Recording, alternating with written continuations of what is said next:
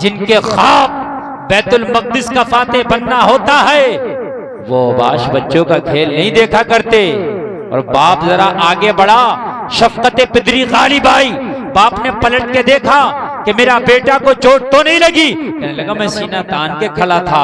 बाप ने पूछा सलाहुद्दीन चोट नहीं लगी? कहने लगा जिनके ख्वाब बैतुल मक़दिस के फाते बनने के हो, वो छोटी मोटी चोटों का ख्याल नहीं किया करते हैं।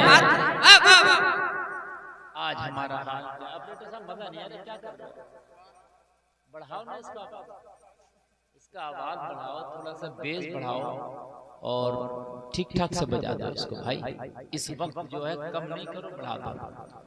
आज हमारे हाल क्या है? आज हमारे हाल क्या है? हमारे नौनिहाल बच्चे मोबाइल के गेम में अपनी जिंदगी गुजार रहे हैं। मैं घर घर का हाल देख रहा हूँ, अल्लाह की कसम 90% बच्चों का हाल ये, कोई अब्बा का मोबाइल कोई अम्मी का मोबाइल लेकर के बच्चा एक तरफ बिस्तर पे पड़ा है और वो देख रहा है। मुझे बताओ, जिसका बचपना खुदा की कसम खाली मोबाइल के गेम में गुजरेगा, वो खाक जवान होकर मुस्तफा का आशिक और मुजाहिद बनेगा? उसको क्या पता? उसकी बाप की शादी में डीजे बजा, हरामखोरी से बाप ने शादी किया, वो बेटे ने अपना पूरा बचपना मोबाइल पे गुजार दिया। फिर तुम चाहते हो कि कोई हमारे घर से सलाहुद्दीन अय्यूबी जन्म ले? ऐसा नहीं होगा मेरे अजीज, ऐसा नहीं होगा। अगर आप चाहते हो कि कोई सलाहुद्दीन अय्यूबी तेरे घर से जन्म ले, तू चाहता है कि कोई मुस्तफा का गुलाम तेरे घर से जन्म ले, तो पौधा लगा मुस्तफा की मोहब्बत का, फिर देख जो फल उतरेगा। खुदा की कसम तेरा वो बच्चा अपने वक्त का फिर वो मुजाहिद आज़म बनेगा। जलसे में आने वालों, थोड़ी देर मेरी गुफ्तगू को सुनो। हो सकता है कि आपको भी नींद आ रही हो, शायद थके हो, लेकिन अब सुन लें। आप जब तक पक्के ईमान वाले नहीं होंगे, जब तक आपको कामयाबी नहीं मिलेगी। और पक्के ईमान वाले कब बनेंगे? नबी फरमाते सबसे बढ़ के जब मुझे चाहोगे तब पक्के ईमान वाले बनेंगे। सुने आप, जब तक कुरान कहता मोमिने कामिल नहीं, कामयाबी नहीं, शर्त है कि मोमिने कामिल हो जाओ, कामयाबी तुम्हारे कदम चूमेगी। मैंने कहा मेरे मौला, मैं कब पक्का मोमिन बनूंगा? ए मेरे हबीब, ए मेरे आका, ए प्यारे आका जनाबे मोहम्मद रसूलुल्लाह, आप बताएं कि हम पक्के ईमान वाले कब बनेंगे? तो मेरे नबी फरमाते हैं अपनी बीवी से बढ़ के मुझसे मोहब्बत करो, अपने बेटा से बढ़ के मोहब्बत मुझसे करो, अपनी बेटी से बढ़ के मोहब्बत मुझसे करो, अपने बाप और माँ से बढ़ के मोहब्बत मुझसे करो, अपने माल से बढ़ के मोहब्बत मुझसे करो, दुनिया से बढ़ के मोहब्बत मुझसे करो, कारोबार से बढ़ के मोहब्बत मुझसे करो, सारी कायनात से बढ़ के मोहब्बत मुझसे करो, तब तुम मोमिने कामिल हो जाओगे। सुभान अल्लाह। अब हम भी कहते हैं कि हम तो नबी से मोहब्बत करते हैं, सबसे बढ़ के कहते हैं, तब कहते हैं अभी नारा लगा देंगे और लगते नहीं है नारा जी, नबी का दामन नहीं छोड़ेंगे, नमाज एक टाइम की नहीं पढ़ेंगे, दामन नहीं छोड़ेंगे, ज़कात नहीं निकालेंगे, निकालेंगे ज़कात हमारे ऊपर फर्ज है मगर नहीं निकालेंगे, नबी का दामन नहीं छोड़ेंगे। समझ रहे हैं? सैयद सलार मसूद गाजी की बारगाह में जाना भी नहीं छोड़ेंगे, जा रहे हैं अच्छी बात है, लेकिन ज़कात नहीं देंगे। समझ रहे हैं? क्या फायदा है? वो लुक़मा जो अपने बच्चों को खिलाओगे, जो ज़कात नहीं निकली है, तो क्या तेरा बच्चा कामयाब बनेगा? बताएं, नहीं बन सकता ना, नहीं बनेगा मेरे अजीज। अगर गंदा तेल अपनी गाड़ी के इंजन में डालो तो फिल्टर चौक हो जाता है। क्या बात है, क्या बात है, क्या मिसाल है, समझ रहे हैं? फिल्टर चौक हो जाता है, फिर वो काम नहीं करता। ऐसे ही तू अगर बिना ज़कात निकाला हुआ लुक़मा अपनी औलाद को खिलाएगा ना, तो वो चौक ही हो जाएगा। आज नजर आ रहा है। पक्के ईमान वाले तभी बनोगे जब मोहब्बत सबसे बढ़ के मुस्तफा से हो। जी। अब तुमको कैसे हम तो करते, हम मैंने कहा तुम जबान वाली करते हो, मैदान वाली नहीं करते। मोहब्बतें दो होती हैं जी, एक जबान से और एक मैदान अमल में जी। और जबान वाली मोहब्बत का कोई एतबार नहीं है। जबान से तो अगर कह के सब कुछ हो जाए तो हम आज ऐलान करते हैं कि हम प्रधानमंत्री हैं। क्या बात है, जबान से कहने से ही अगर सब कुछ हो जाए तो हम ऐलान करते हैं ना। अरे भाई, खाली जबान से तो कहता नबी से मोहब्बत करता हूं, लेकिन दिल का क्या? किस दिल से भी मोहब्बत करके बैठा? दिल में तो दुनिया भर की खुराफात भर के बैठा है, वो खाली जबान से मोहब्बत बोलता है। तू कहने लगा नहीं हजरत मैं तो मोहब्बत करता हूं। मैंने कहा कैसी? अगर मुस्तफा से मोहब्बत किया था तो फजर के वक्त में तुझे नींद कैसे आ गई थी? नींद कैसे आ गई थी जी? मुस्तफा की मोहब्बत अगर वाकई थी तो नींद जी। या रसूल अल्लाह, मैं तो आपसे मोहब्बत करता हूँ, अब मैं सोना नहीं है मुझे। या रसूल अल्लाह, मुझे अब नमाज पढ़ना, इसलिए कि मोहब्बत आपसे। क्या बात? मोहब्बत के तकाज़े ये हैं कि महबूब की रिज़ा को देखा जाए। महबूब चाहता क्या? मोहब्बत के तकाज़े ये हैं कि महबूब की रिज़ा को देखा जाए। महबूब चाहता क्या है जी? आप हजरत से मोहब्बत करते हैं बहुत ज्यादा। यह हजरत ये कहे कि अगर आप मुझसे मोहब्बत करते हो, अगर वाकई आप मुझसे बहुत ज्यादा मोहब्बत करते हो तो फला जगह ना जाना। और आप चले गए तो ये नाराज हो जाएंगे। क्यों? इसलिए कि यार मुझसे मोहब्बत थी और मैंने मना किया तो आप चले गए जी। कहाँ है मोहब्बत? मोहब्बत तो तब है वहां जाने में आपको फायदा नजर आ रहा है, मगर नहीं जाऊंगा। क्यों? कहो कि मेरे हजरत ने मना किया है इसलिए नहीं जाऊंगा जी।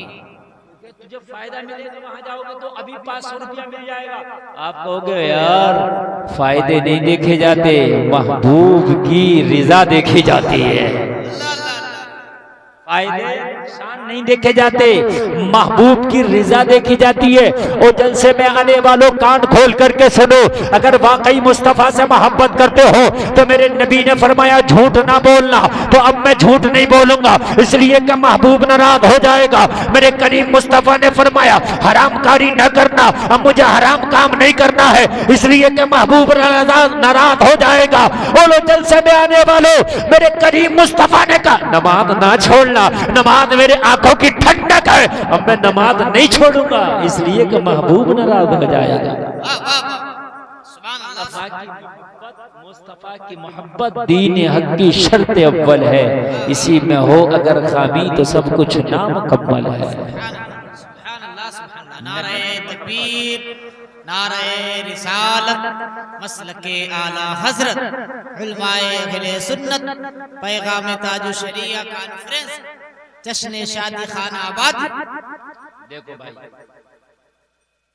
इस वक्त थोड़ी देर तकरीर सुन लो। देखो मुझे बहुत लेट उठाया गया, बहुत लेट मेरी तकरीर हुई। चंद लोग आप इधर उधर से जाना आना शुरू करोगे ना तो ये ज्यादती और ये गलत हो जाएगा। क्योंकि तकरीर कायदे में मेरी 12 बजे शुरू हो जाती है और अब तक जी बहुत लंबी हो गई। उनका शख्सी प्रोग्राम वैसे भी है। और होता ये है कि बाहर से जिस खतीब को बुलाते हैं ना, खुसूसी बना के उसे इतना खास बना देते हैं, इतना खास बना देते हैं, इतना खास बना देते हैं कि उसकी हालत देखकर लगता है कि ये अब खास ये खास बन गया। तो इसलिए ऐसा ना किया करें, थोड़ा सा सुने। और जब सुनेंगे आप तभी वो सुनाने वाला कुछ सुनाएगा जी। अब तो हमारे यहाँ शादियों के पैमाने क्या हैं? माल, कितना ज्यादा माल पेश करेगा रिश्ता वहां होगा। दामन नबी का नहीं छोड़ेंगे, नारे लगा रहे हैं नबी का, नबी से दामन, नबी का दामन नहीं छोड़ेंगे, नबी बस्ती बस्ती करिया करिया खूब नारे लगा रहे हैं। शादी कहाँ करेंगे? जहां माल ज्यादा होगा। ये नबी की मोहब्बत है। हरगिज़ हरगिज़ नहीं। मेरे करीम मुस्तफ़ा ने जब अपनी बेटी फातिमा की शादी के लिए मौला अली, सुभान अल्लाह, मौला अली से बात की तो मालूम है, अर्ज करते हैं या रसूलल्लाह मेरे पास तो इतना भी नहीं कि मैं महर की रकम अदा कर सकूं।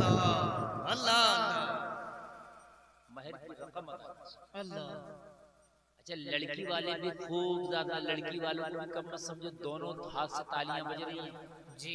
लड़के वालों को खूब जहेज चाहिए तो लड़की वालों को भी लड़का अमीर चाहिए, चाहे शराबी हो।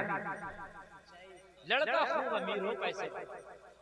अगर हजरत ये कहो कि फला जगह एक मौलाना है, मुफ्ती है, उससे निकाह शादी करा दे, नहीं नहीं नहीं, वो बहुत अमीर है, उसकी बिल्डिंग है, कोठी है, गाड़ियां हैं, हजरत उधर बात कीजिए।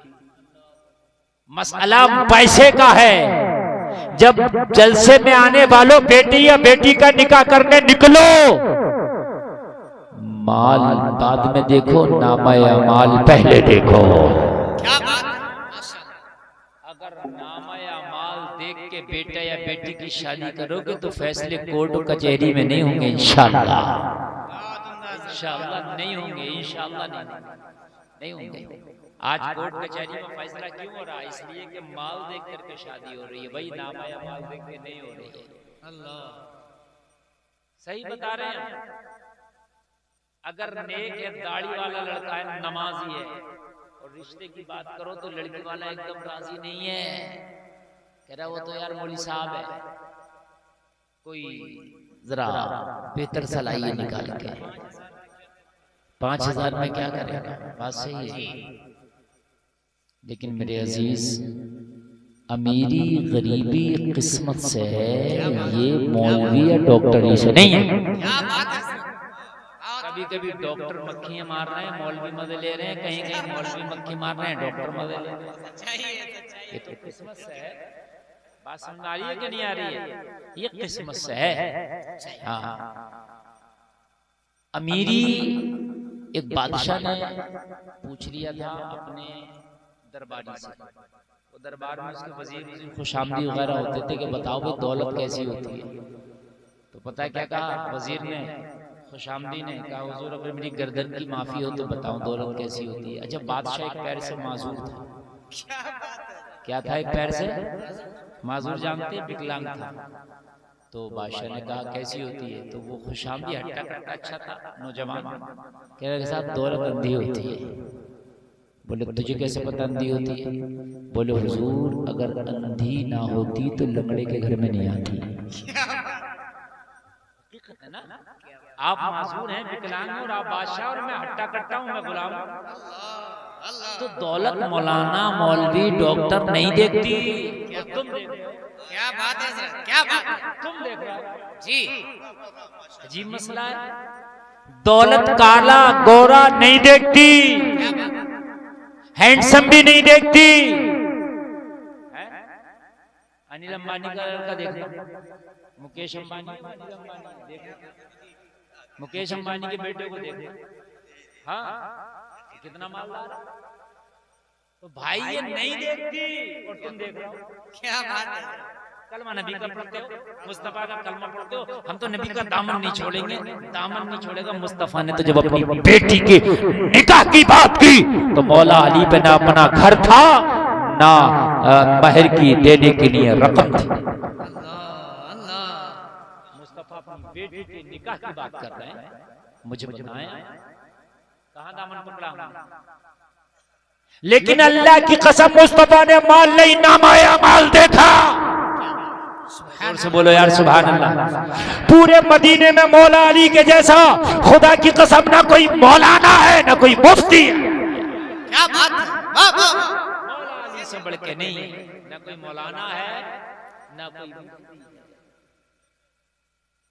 माल नहीं है जाहिरी तौर पर, लेकिन बहुत बड़े आलिम हैं। और इतने बड़े आलिम हैं कि नबी डिग्री दे रहे हैं, कह रहे हैं मैं इल्म का शहर, अली उसका दरवाजा। क्या बात है। जरा जोर से बोलो ना सुभान अल्लाह। तो दामन नहीं छोड़ेंगे मगर जहेज लेना भी नहीं छोड़ेंगे। समझ रहे हैं आप? दामन भी नहीं छोड़ेंगे और जहेज भी नहीं छोड़ेंगे। किधर से दामन हमने पकड़ा है मुझे बताएं तो आप। आइए मैं आज आपको बताता हूँ, जलसे में आने वालों, बेटी का हाथ दो या बेटे का हाथ दो, बेटी की शादी करो या बेटे का शादी करो, माल बाद में देखना, नामाए अमाल पहले देखना, और सुनो नामाए अमाल में ये भी देख लेना इसका अकीदा कैसा है। वाह वाह वाह वाह, तुमने पैगाम बदअकीदों को भी बेटी दे रहे हैं अल्लाह। बाद में कह रहे हैं हमने पता ही नहीं लगाया। तूने पता क्यों नहीं लगाया? जिम्मेदारी थी ना तेरी। तूने ये तो पता लगा लिया कि इसके घर कितने कमरे, इसके हिस्से में कितने आ रहे हैं, इसकी जॉब में इसको सैलरी कितनी मिल रही है, ये सब तूने पता लगा लिया। ये पता क्यों नहीं लगाया? खटबल तो नहीं है। ये कौन पता लगाता? क्यों नस्लों को तूने तबाह कर दिया, बर्बाद कर दिया? जलसे में आने वालों कान खोल करके सुनो, जब शादी करो तो आप ये भी देखो कि इसका अकीदा कैसा है। क्या देखो इसका अकीदा। देखो ईमानदार हो जाएगा जो मैं आपको बता रहा हूँ। आप मोहब्बत को थोड़ी देर सुन लें। मैं इस वक्त बहुत डिस्टर्ब कर रहा है जैसे तुमने बस बहुत इसका सब कुछ खत्म कर दिया। देख आवाज दे रहा है, बिल्कुल मुंह रख के बोलना पड़ रहा है इसको। हाँ, इसको थोड़ा सही कर दो मेरे अजीज। शादी माल देकर नहीं, नामाए अमान। क्या बात है, क्या बात है। इंशाअल्लाह शादी अच्छी रहेगी। बहुत उम्दा पैगाम है। मेरी गारंटी है शादी इंशाअल्लाह अच्छी रहेगी। कह दो ना सुभान अल्लाह। बस ये मैं एक दो शादी पढ़ूंगा और तकरीर खत्म कर दूंगा। बहुत लंबी नहीं बोलना, मैंने तो रोज कहीं ना कहीं बोलना होता। आपने सुनना सुने, नहीं तो कहीं और सुना लेंगे। लेकिन जरा मैं सोच रहा हूँ कि इस वक्त भी आप बैठे हैं, मौलाना फखरुद्दीन साहब ने बड़ी मोहब्बत से ये महफिल सजाई है, तो जरा कुछ दिल खोल के मैं बोल दूं ताकि आपके लिए यादगार हो जाए। क्या बात है सर, क्या बात है। और एक बात और बताऊं मैं आपको, किसी को एकदम देख करके ना देख लो जाहिर बहुत अच्छा है, तब भी आ जाओ, पहले उसे परख लो थोड़ा सा। ये जो लड़के लड़की आजकल के फेसबुक पे फिल्टर वाला फोटो देखा मर गए। क्या बात है। यही शादी करेंगे जी। और बेवकूफ कई फिल्टर लगा के फोटो खींच के डाला है इसने, जिसपे पीछे मर जाके मुझे यही चाहिए, यही चाहिए, यही जी। ये चाहिए, हाँ ये चाहिए। समझ रहे हैं? ये बात हमने कहा क्या हुआ? अरे कहने लगे हजरत मोहब्बत हो गई। हमने कहा मोहब्बत तुझे यही हुई है? तुझे कुरान से तो कभी मोहब्बत नहीं हुई, नमाज से कभी नहीं हुई, तुझे रोजे से कभी नहीं हुई। ये फिल्टर वाला फोटो देख के मोहब्बत हो गई। मेरे अजीज, इस्लाम ने पसंद की शादी को मना नहीं किया, मगर तरीका है। क्या बात है।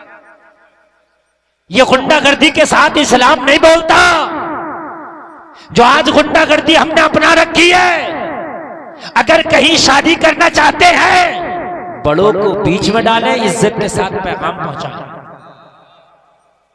अगर वो पैगाम कबूल हो जाए तो शुक्र अदा करें, और वहां से मना हो जाए तो सब्र करें।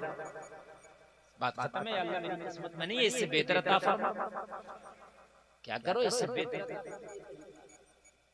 परखें। पहले ऐसे नहीं किसी को भी बेटी देती ना। अभी मेरे इलाके की बात है, ये तवज्जो करना। एक मुस्लिम लड़की एक गैर मुस्लिम के घर में, मेरे गांव के पास बिल्कुल बराबर बराबर। पता चला क्यों? तो कहने लगी मैं बिहार की रहने वाली हूँ और ये मेरा शौहर गया वहां और मेरे घर वालों ने तहकीक नहीं करी और इसके हाथ में हाथ दे दिया और शादी कर ली और ये गैर मुस्लिम निकला। मैं क्या करूं?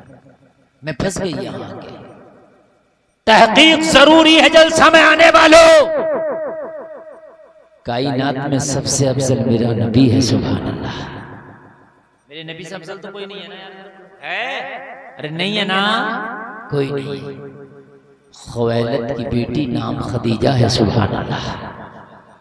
जब मक्का में नबी की तारीफें सुनी कि मोहम्मद जैसा कोई नौजवान नहीं, इनकी जगह कोई बात नहीं करता, इनकी तरह कोई चलता नहीं, इनकी तरह कोई फैसले नहीं करता, ये अमानतदार लाजवाब है, ये सादिक हैं, सच्चे हैं, झूठ नहीं बोलते, वादा खिलाफी नहीं करते। जब अम्मी खदीजा ने सारी बातों को सुना,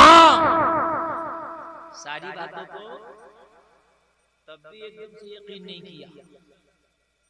अभी यकीन नहीं किया? हम भी तो परखें, हम भी तो परखें क्या वाकई मोहम्मद अरबी लाजवाब है, देखे तो।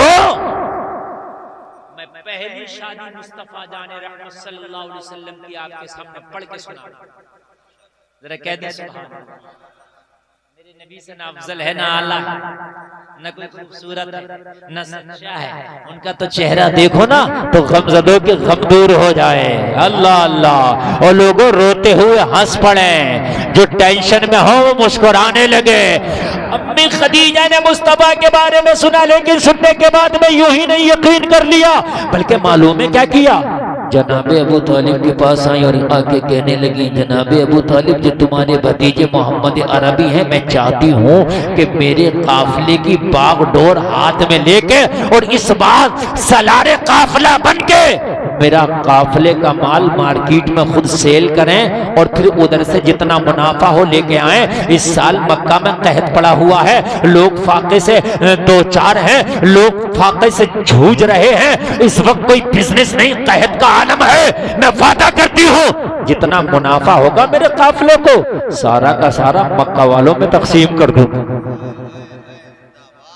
लेकिन बागडोर मोहम्मद अरबी के हाथ दे। जनाबे अबू तालिब ने मेरे नबी से मशवरा किया। असल में वो बागडोर देना नहीं थी, असल में परखना भी था, परखना भी था। मेरे नबी से मशवरा किया। खुवैलिद की बेटी खदीजा ये चाहती हैं कि आप उनके काफिले का माल लेकर के जाइए। मक्का की बहुत बड़ी बिजनेस में, बहुत बड़ी बिजनेस है आपका, बहुत बड़ा बिजनेस है। हजरत खदीजा से बड़ा बिजनेस नहीं है मक्का में किसी का। यमन तक शोहरत है इनके बिजनेस की। अबू तालिब ने कहा कि आप लेकर के जाएं इनका काफिला। नबी ने फरमाया, हमारी चौखट पे अगर कोई आए तो हम उसे ना नहीं करते, वो चाहती हैं तो हम जाएंगे काफिला लेके। सुभान अल्लाह, हम जाएंगे। और नबी सालारे काफिला बन के जब मक्का से निकलने लगे तो खदीजा का एक गुलाम है, नाम मैसरा है। कहने लगी, मैसरा तुम भी जाओ काफिला में। कहने लगे, खदीजा मैं क्या करूंगा? मुझसे सच्चे मोहम्मद है, मुझसे सादिक है, मुझसे बड़े अमानतदार है। अब काफिला में मेरी क्या जरूरत जब मोहम्मद जा रहे हैं? तो कहा, तुम्हें माल के लिए नहीं भेज रही हूं, ये सारे माल का हिसाबो किताब तो मोहम्मद ही के हाथ में रहने देना, वाकई ये सच्चे हैं। फिर मुझे क्यों भेज रही हो? कहा, तुम अपनी डायरी लेके जाना, तुम इनकी एक एक अदा को लिख के लाना और चुपके से मुझे बताना। क्या करना, मुझे बताना, नोट करके लाना। हम हैं कि कहीं भी रिश्ता कर दिया, कहीं भी बेटे का हाथ दे दिए, कहीं भी बेटी का हाथ दे दिए, नहीं नहीं। और जलसे में आने वालों थोड़ा परख लिया करो, थोड़ी सी मालूमात हासिल कर लिया करो, थोड़ी सी नॉलेज हासिल कर लिया करो। कहीं बाद में खून के आंसू ना रोना पड़े, कहीं बाद में आपको तकलीफ से दो चार ना होना पड़े। और जलसे में आने वालों जरा गौर करो, गौर करो। अच्छा, दूसरी एक चीज ये है, हजरत खदीजा का मामला ये था, इन्हें तलाश भी थी कि मोहम्मद अरबी आखिरी नबी तो नहीं है, वही तो नहीं है जिसके बारे में एक यहूदी आलिम ने एक कौमी मेले में ऐलान किया था। मक्का में एक कौमी मेला होता था जिसमें मक्का की औरतें अक्सर जमा हुआ करती थी। उसमें एक रोज यहूदी आलिम ने ऐलान किया था, ए मक्का की औरतों, मैं ऐलान करने के लिए आया हूं कि आखिरी नबी के आने का जमाना करीब है, आखिरी नबी आने वाला है, इसी खजूरों वाले शहर में आएगा। अगर आ जाए वो नबी, उसका जमाना पालो तो खूब इज्जत करना उस नबी की, उसकी बात मानना, उसकी मुखालफत ना करना। वो भी तलाश थी, वो भी तलाश थी। जाना और अपनी डायरी में लिख के लाना। लोगों जरा गौर करो, मैसरा ने कबूल कर ली अपनी ड्यूटी। अब जब काफिला निकला है, मक्का से काफिला जा रहा है और जलसे में आने वालों गया और जाने के बाद मैं यमन पहुंचा। यमन से ये सारा माल बेच करके मेरे नबी वापस तशरीफ लाए। लेकिन मक्का में खुशी थी और खुशी का आलम यह था इसलिए कि भूखों को खाना मिलने वाला है, आज गरीबों की मदद होने वाली है और लोगों गरीबों का चूल्हा जलने वाला है। मेरे करीम मुस्तफा जब मक्का में तशरीफ वापस लाए हैं, जलसमा आने वालों कान खोल करके सुनना, इतना फायदा हुआ, इतना फायदा हुआ, इतना फायदा हुआ कि इतना फायदा कभी नहीं हुआ था, कभी नहीं हुआ था। इतना फायदा कि मक्का में कोई गरीब नहीं रह गया, मक्का में कोई फाका सा नहीं रह गया, किसी का चूल्हा सर्द नहीं रह गया, सब में माल बांटा गया, सबको दिया गया, सबके फाके दूर कर दिए गए। खुद 50,000 दिनार हज़रत खदीजा ने जनाब अबू तालिब को बतौर तोहफा पेश किया। कहा अबू तालिब, मैंने इतना इतना फायदा कभी हासिल नहीं किया जितना इस बार किया। अबू तालिब ने कहा खदीजा ये 50,000 दिनार मेरे लिए लाइयो। हाँ, कहने लगे ये भी मक्का के गरीबों में बांट दो। अल्लाह अल्लाह, बांट दिया। ये सब होने के बावजूद मैसरा को बुला के खदीजा ने कहा ये बता, जो फायदा हुआ है वो एक तरफ, लेकिन तू ये बता तूने मोहम्मद को पाया कैसे? जिस ड्यूटी पे इन्हें उठा, जिस ड्यूटी पे मैंने तुम्हें लगाया था वो ड्यूटी तुमने कितने अच्छे से निभाई, जरा मुझे बताया। कैसा पाया? कहने खदीजा ज़बान कहाँ से लाऊं बयान करने के लिए, जैसा मैंने पाया। कलम कहाँ से लाऊं लिखने के लिए, जैसा मैंने पाया। कोई ज़बान नहीं जो मोहम्मद के औसाफ बयान कर सके, कोई कलम नहीं जो मोहम्मद के औसाफ बयान कर सके। ओ खदीजा मैं क्या बताऊं, मैं क्या बताऊं, मुझे वो आम इंसानों की तरह नहीं लगते, आम लोगों की तरह नहीं लगते। अब खदीजा को उसकी बात सुनने में बड़ा इंटरेस्ट और बड़ी रुचि होने लगी। अभी खदीजा ने कहा बता तूने क्या देखा है? तो मालूम है क्या कहने लगा, मैसरा करने लगा, अगर सुनना चाहती हो तो सुनो। मैंने देखा कि जब मक्का से हमारा काफिला निकला, मेरी नजर मोहम्मद अरबी पे थी। हमारा काफिला मक्का की संगलाख वादियों से निकल रहा था, ऊंट पत्थरों पर पैर रख रहे थे, ऊंटों को तकलीफ थी, लेकिन उन्हीं सख्त पत्थरों पर, उन्हीं संगलाख वादियों से जब मोहम्मद अरबी गुजर रहे थे, मैंने देखा जिस पत्थर पे मोहम्मद का कदम रखा जाता वो पत्थर पिघल के मोम हो जाता।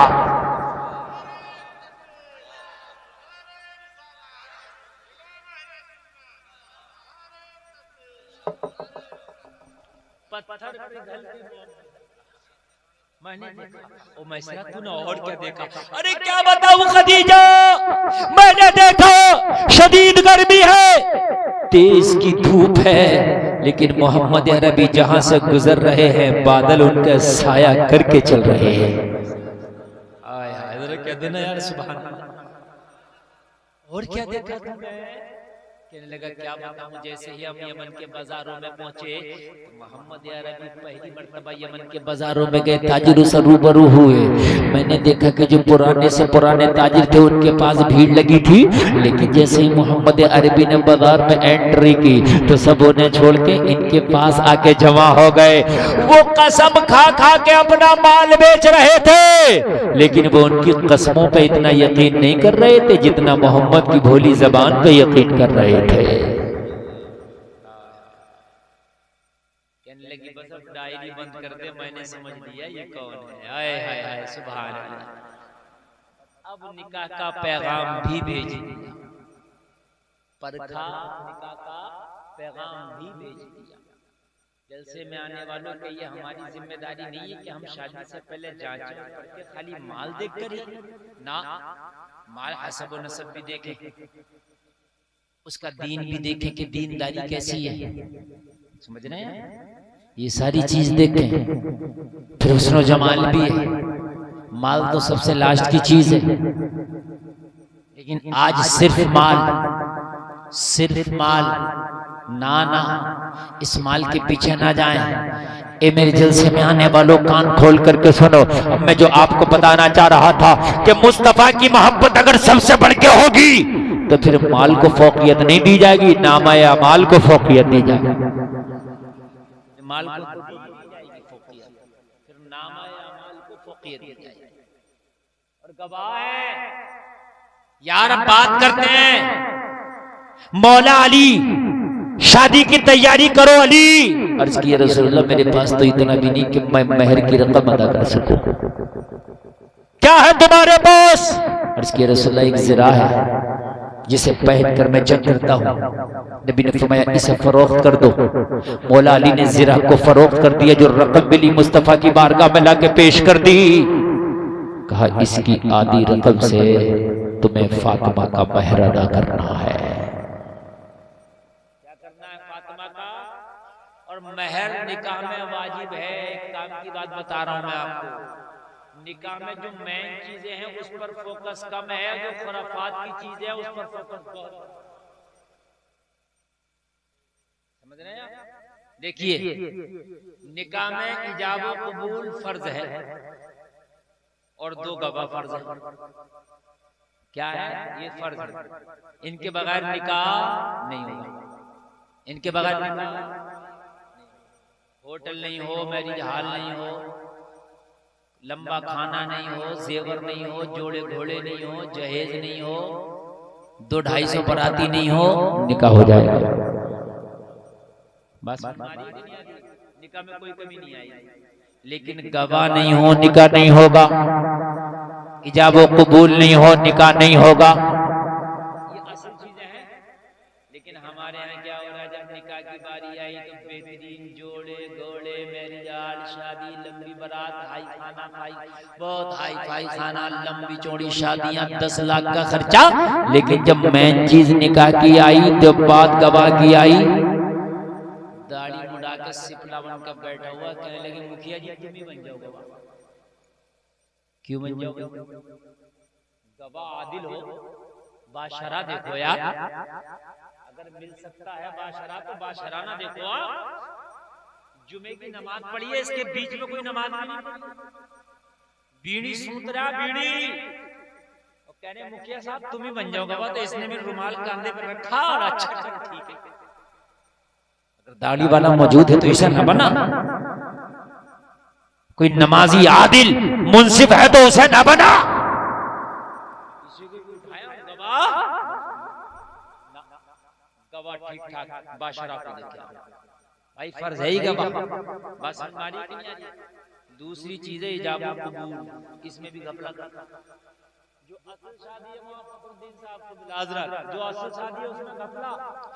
असल निकाह में बता रहा हूं आपको क्या है, इजाब व कबूल और गवाह, इसी में क्या घपला। मैं जो मैंने आपको बताया, गवाह किसी को उठाया नहीं, ऐसा ना बना।